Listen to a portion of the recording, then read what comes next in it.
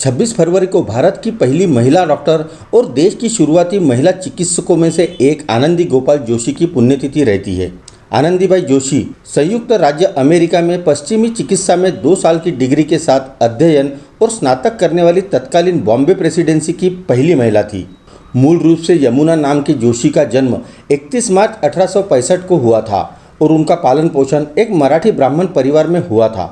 जैसा कि उस समय की परंपरा थी, उनकी शादी महज 9 साल की उम्र में एक डाक क्लर्क और अपने से लगभग 20 साल बड़े विदुर गोपाल जोशी से हुई थी। विवाह के बाद यमुना के पति ने उनका नाम आनंदी रख दिया। गोपालराव जोशी महिला शिक्षा के प्रबल समर्थक थे और चूंकि यह उस समय असामान्य माना जाता था, इसलिए उन्हें एक प्रगतिशील विचारक माना जाता था। आनंदीबाई ने महज 14 साल की उम्र में एक बच्चे को जन्म दिया, लेकिन चिकित्सक देखभाल के अभाव में बच्चा 10 दिन से ज़्यादा जीवित नहीं रह सका। यह घटना आनंदी के जीवन में एक महत्वपूर्ण मोड़ थी और इसने उन्हें भारत में स्वास्थ्य सेवा के बारे में कुछ करने के लिए प्रेरित किया।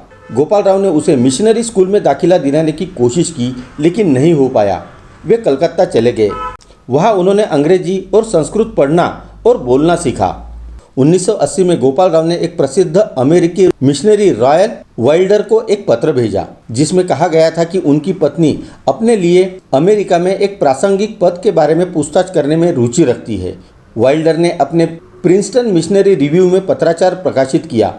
न्यू जर्सी निवासी रोसेल थियोडिसिया कारपेंटर ने अपने डेंटिस्ट से मिलने की प्रतीक्षा करते हुए इसे पढ़ा। आनंदीबाई की चिकित्सा को आगे बढ़ाने की इच्छा और अपनी पत्नी के लिए गोपालराव के समर्थन से प्रभावित होकर उन्होंने लिखा। कारपेंटर और आनंदीबाई ने एक करीबी बंधन विकसित किया और एक दूसरे को चाची और भतीजी के रूप में संदर्भित किया। जब पति पत्नी की जोड़ी कलकत्ता में थी, तब आनंदीबाई का स्वास्थ्य बिगड़ने लगा। वह लगातार सिर दर्द, कमजोरी, कभी कभी बुखार और सांस फूलने से पीड़ित थी। थियोडिसिया ने उन्हें अमेरिका से दवाइयाँ भेजी, लेकिन दुर्भाग्य से कोई परिणाम नहीं दिखा। 1983 में गोपालराव को सेरामपुर में स्थानांतरित कर दिया गया और उन्होंने अपनी खराब स्वास्थ्य स्थिति के बावजूद अपनी पत्नी को मेडिकल की पढ़ाई के लिए अमेरिका भेजने का फैसला किया। हालांकि चिंतित गोपालराव ने उन्हें उच्च शिक्षा प्राप्त करके अन्य महिलाओं के लिए एक उदाहरण स्थापित करने के लिए राजी किया। आनंदी गोपाल जोशी ने पेंसिल्वेनिया के महिला मेडिकल कॉलेज में आवेदन किया और उन्हें प्रवेश मिल गया। पश्चिम में उच्च शिक्षा प्राप्त करने की आनंदीबाई की योजनाओं को जानने के बाद रूढ़िवादी भारतीय समाज ने उनकी कड़ी आलोचना की। बाद में उन्होंने सेरामपुर कॉलेज हॉल में समुदाय को संबोधित किया, अमेरिका जाने और मेडिकल डिग्री प्राप्त करने के अपने निर्णय के बारे में बताया। उन्होंने भारत में महिला डॉक्टरों की आवश्यकता पर जोर दिया।